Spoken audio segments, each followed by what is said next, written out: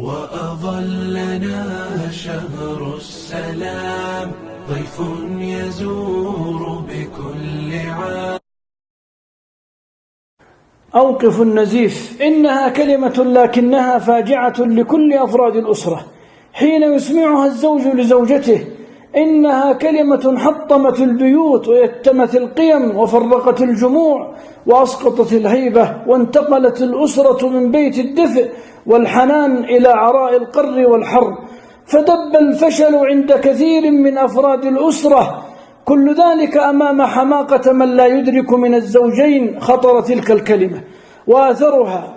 فكم من عين لم يرفع لها دمعا، وكم من قلب لم يهدى له نبضا من أفراد تلك الأسرة.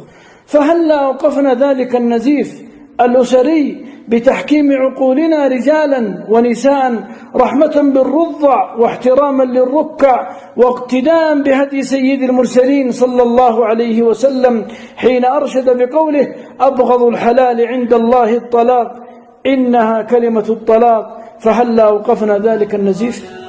ونفوسنا تهفو له وتهيم فيه فلا تلام.